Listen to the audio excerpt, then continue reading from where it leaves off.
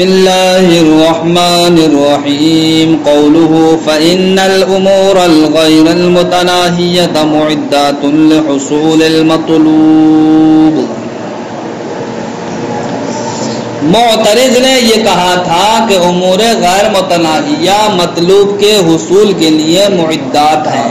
یہ تو کہا تھا بھائی معدات ہیں، اس لیے دفعتاً واحدہ امور غیر متناہیہ کا استحضار لازم نہیں آئے گا. اسی معترض کی گفتگو پر ایک صاحب نے اعتراض کیا. اعتراض یہ کیا کہ معترض کا یہ کہنا کہ امور غیر متناہیہ مطلوب کے حصول کے لیے معدات ہیں، یہ درست نہیں ہے. امور غیر متناہیہ مطلوب کے حصول کے لیے معدات ہوں، یہ بات اس کی درست نہیں ہے، یہ بات قابل قبول نہیں ہے. اب کیسے نہیں ہے یہی سمجھنا ہے، یہی سبق ہوا. معترض نے یہ ثابت کیا کہ امور غیر متناہیہ مطلوب کے حصول کے لیے معدات ہیں. اب معترض کرنے والے نے یہ ثابت کیا کہ امور غیر متناہیہ مطلوب کے حصول کے لیے معدات نہیں ہیں. معترض نے کیا ثابت کیا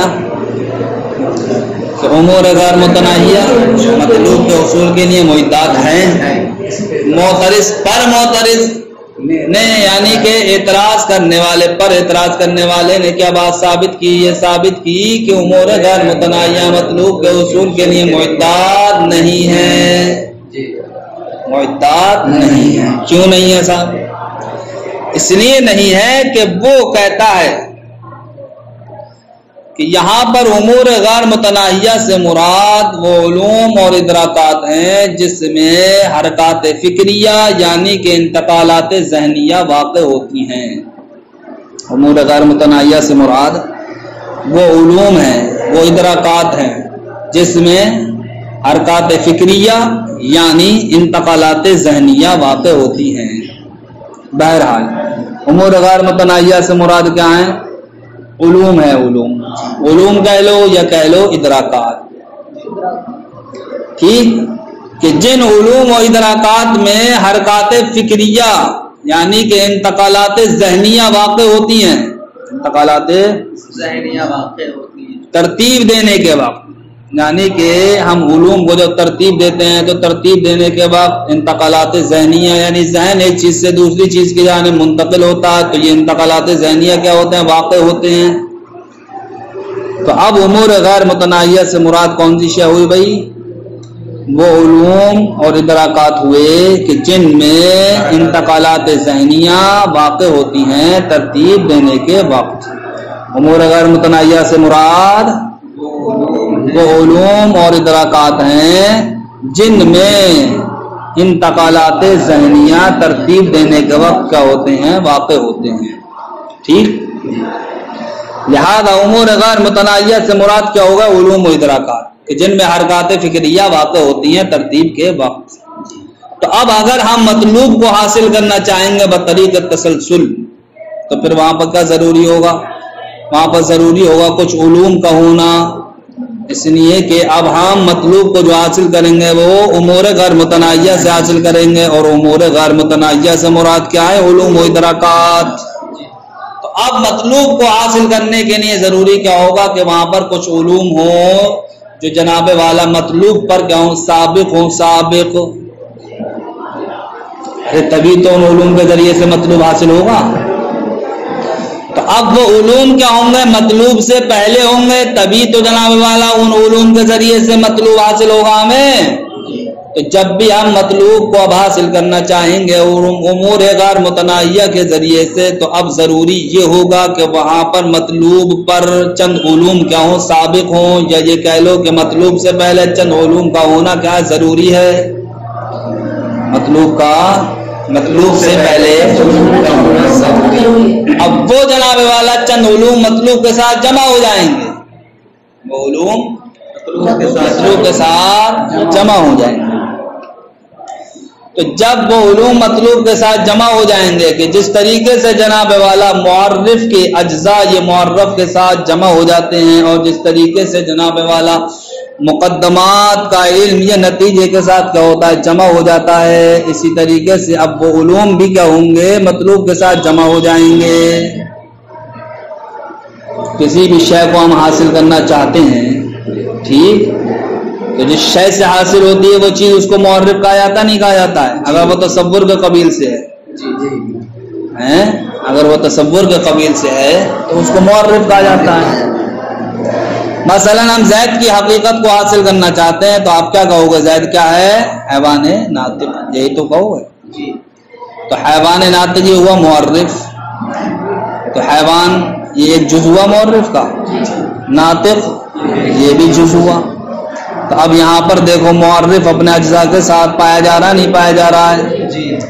ایسی ہم کسی تصدیق پر یقین حاصل کرنا چاہتے ہیں تو کائے کے ذریعے سے تصدیق کا یقین حاصل ہوگا ہمیں مقدمات کے ذریعے سے۔ مثلا ہمیں اس بات پر دلیل چاہیے کہ عالم حادث ہے، تو اب آپ کیا دلیل دو گے؟ یہی تو کہو گے کہ العالم متغیر وکل متغیر حادث فالعالم حادث۔ اب دیکھو فالعالم حادث یہ نتیجہ ہے، یہ نتیجہ اپنے مقدمات یعنی کہ العالم متغیر وکل متغیر حادث کے ساتھ جمع ہے یا نہیں ہے؟ تو معرف یہ معرف اپنے اجزاء کے ساتھ جمع ہو جاتا ہے۔ اسی طریقے سے مقدمات یہ جناب والا نتیجے کے ساتھ جمع ہو جاتے ہیں۔ تو جس طریقے سے یہاں پر معرف کا علم جناب والا یہ جمع ہو رہا ہے معرف کے ساتھ، اور جس طریقے سے مقدمات کا علم یہ جمع ہو رہا ہے نتیجے کے ساتھ، ٹھیک اسی طریقے سے جب ہم امور غیر متناہیہ کے ذریعے سے مطلوب کو حاصل کریں گے تو امور غیر متناہیہ سے مراد تو کیا ہیں؟ وہ علوم ہیں، علوم جن میں انتقالات ذہنیہ واقع ہوتے ہیں۔ تو یہ چند علوم بھی کیا ہوں گے؟ مطلوب کے ساتھ جمع ہوں گے، چند علوم بھی مطلوب کے ساتھ جمع ہوں گے۔ تو جب علوم یہ مطلوب کے ساتھ جمع ہو گئے جمع، اب بتاؤ یہ علوم معدات کہلائیں گے؟ اس لیے کہ معد تو وہ ہوتا ہے جو مطلوب کے ساتھ جمع نہ ہو، اور یہ علوم وہ ہیں جو مطلوب کے ساتھ جمع ہو گئے۔ تو یہ علوم تو میرے بھائی وہی ہیں جن کو امور غیر متناہیہ کہا جاتا ہے۔ تو دیکھو امور غیر متناہیہ مطلوب کے ساتھ جمع ہوئے یا نہیں؟ بتاؤ جمع ہوئے یا نہیں ہوئے؟ جمع ہو گئے۔ تو جب جمع ہوگا امور غیر متناہیہ تو اب ان کو معدات کہنا یہ درست ہوگا؟ اس لیے کہ معد تو وہ ہوتا ہے جو شے کو وجود دے کر اپنا وجود کیا کر لیتا ہے؟ ختم کر لیتا ہے، ٹھیک۔ تو معد کا تو تقاضا یہ ہوا کہ وہ مطلوب کے ساتھ جمع نہ ہو، اور یہاں پر جناب والا علوم جو امور غیر متناہیہ ہے یہ مطلوب کے ساتھ کیا ہو رہے ہیں؟ جمع ہو رہے ہیں۔ تو ان کا جمع ہونا اس بات پر دلالت کر رہا ہے کہ مطلوب کے حصول کے لیے معدات نہیں ہے۔ ایک بات فائنل ہو گئی۔ دوسری بات یہ ہے کہ ہاں جو ان علوم میں حرکات فکریہ یعنی کہ انتقالات ذہنیہ واقع ہوئے ہیں ترتیب دینے کے وقت، تو وہ حرکات فکریہ انتقالات ذہنیہ وہ مطلوب کے حصول کے لیے کیا معدات ہیں۔ کیوں؟ اس لیے ہیں جب وہ حرکات فکریہ انتقالات ذہنیہ ختم ہو جاتی ہیں تب مطلوب کا حصول ہوتا ہے۔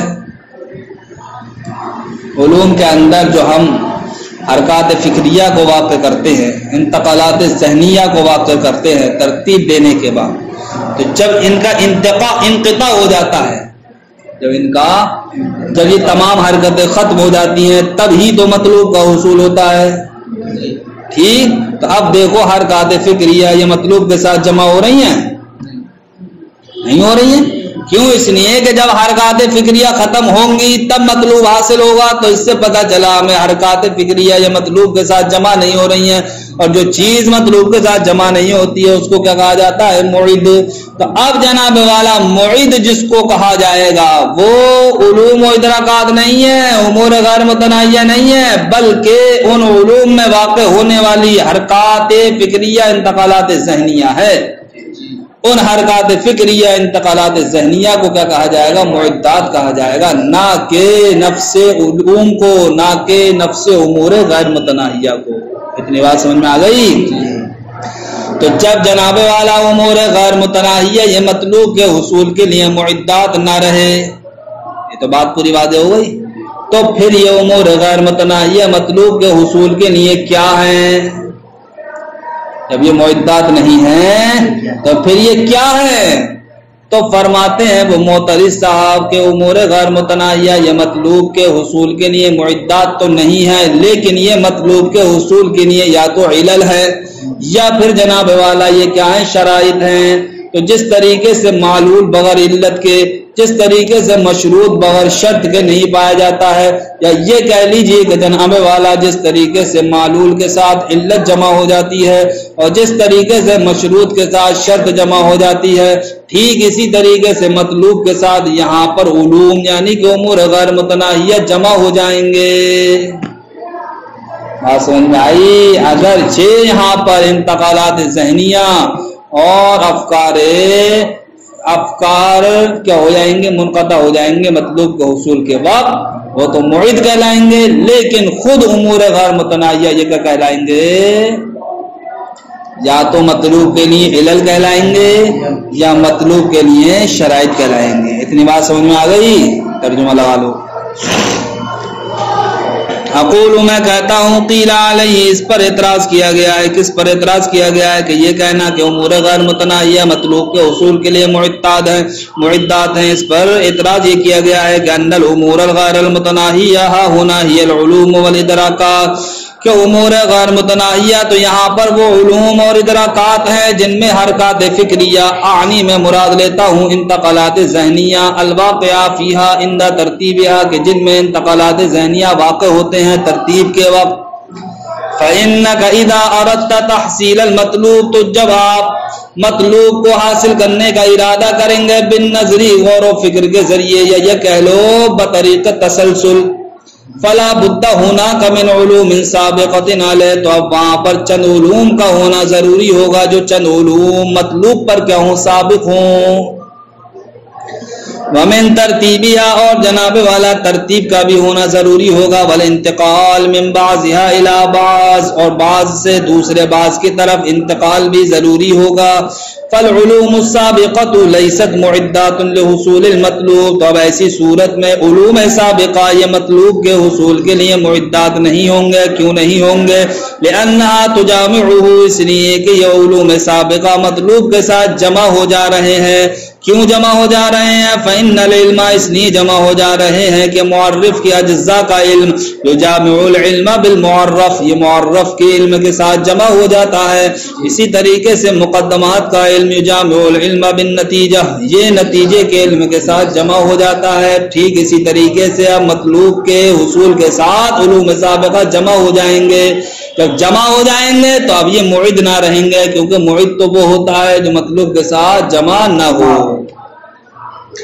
فلو كانت العلوم السابقۃ، تو اگر علوم سابقہ معدات للمطلوب، یہ مطلوب کے لیے معدات ہوں، لما امکن مجامعتها اياه، تو اب جناب والا ان کا جمع ہونا اس کے ساتھ یہ ممکن نہ ہوتا، لیکن یہاں پر جمع ہو رہے ہیں۔ لأن المعد، کیوں جمع نہیں ہوتے؟ اس لیے کہ معد یوجب الاستعداد للشیء، یہ شے کے لیے استعداد کو واجب کرتا ہے۔ استعداد سے مراد یعنی کہ جناب والا یہ اپنا وجود کھو کر دوسری شے کو کیا دے دیتا ہے؟ وجود دے دیتا ہے۔ باستعداد الشیء، شے کی استعداد ہوا کونہ، وہ شے کا ہونا ہے بالقوۃ القریبتی اب البعیدتی، وہ قوہ قریبہ کے طور پر یا قوہ بعیدہ کے طور پر، من الفعل، فعل سے قریب ہونا، یعنی کہ شے کی استعداد یہ ہے کہ شے کو وجود دینا، شے کو۔ اب یہ وجود جناب والا چاہیں تھوڑے ہی وقت میں ہو جائے، چاہے وجود تھوڑے زیادہ دیر میں ہو، کیا ہو؟ تو اب تھوڑے وقت میں ہو جائے، اس کو بالقوہ قریبہ سے تعبیر کر دیجیے آپ، اور فعل سے مراد کہہ لیجیے آپ یہاں پر وجود، اور اگر دیر میں ہو تو اس کو آپ من قوت البعیدہ سے تعبیر کیجیے۔ تو استعداد الشیء کا مطلب ہوگا کہ استعداد الشیء کہتے ہیں کہ شے کا موجود ہونا، ڈائریکٹ ترجمہ کر دو، ہوا کونہ من الفعل، فعل سے مراد کیا لوگا؟ موجود ہونا، کہ شے کا موجود ہونا۔ کس صورت میں موجود ہونا؟ بالقوت القریبہ، یا تو قوہ قریبہ کے طریقے پر، بالقوت البعیدہ، یا پھر جناب والا قوت بعیدہ کے طریقے پر۔ فَيَمْتَنِعُ أَنْ يُجَامِعَ وُجُودَهُ بِالْفِعْلِ، تو اب محال ہے کہ جناب والا اس کا وجود بالفعل کیا ہو، کہ وہ جمع ہو، اس کا وجود بالفعل۔ ارے جس کی یعنی معید اس کو کہتے ہیں جو شے کے اندر صلاحیت پیدا کر دے موجود ہونے کی، تو وہ صلاحیت اس وقت پیدا کرتی ہے جب کہ اپنا وجود کھو دیتی ہے۔ تو جب اپنا وجود کھو دے گی وہ شے جس کو ہم معید کہہ رہے ہیں، تو اب وہ مطلوب کے ساتھ جمع ہوگی کیا؟ وہ تو اپنا وجود پہلے ہی کھو چکی، اب مطلوب کیا ہوگا؟ وجود میں آ جائے گا۔ تو اب محال ہوگا ان یجامع وجودہ بالفعل، کہ معید اپنا معید کا وجود جمع ہو جائے بالفعل مطلوب کے ساتھ، یہ کیا ہو جائے گا؟ محال ہو جائے گا۔ نعم الانتقالات الواقعہ فی تلک العلوم، ہاں وہ انتقالات جو ان علوم میں واقع ہیں، عند ترتیبها معدات للمطلوب، ان کو ترتیب دینے کے وقت یہ مطلوب کے لیے کیا ہے؟ معدات ہیں۔ کیوں؟ لا تجامعه، اس لیے کہ یہ مطلوب کے ساتھ جمع نہیں ہو رہے ہیں، بل انما يحصل المطلوب عند انقطاعها، بلکہ مطلوب یہاں پر جو حاصل ہو رہا ہے وہ حرکات فکریہ، انتقالات ذہنیہ کے ختم ہونے کے وقت حاصل ہو رہا ہے۔ فالعلوم السابقہ، تو اب علوم سابقہ کیا کہلائیں گے؟ یعنی کہ جب علوم سابقہ یعنی کہ امور غیر متناہیہ یا مطلوب کے حصول کے لیے معدات نہ رہے تو پھر کیا کہلائیں گے؟ تو فرماتے اما علل موجبۃ للمطلوب، یا تو علوم سابقہ علت ہے، علت جو مطلوب کو کیا کرتے ہیں؟ واجب کرتے ہیں، او شروط، یا پھر علوم سابقہ شروط ہیں لحصول ہی مطلوب کے حصول کے لیے۔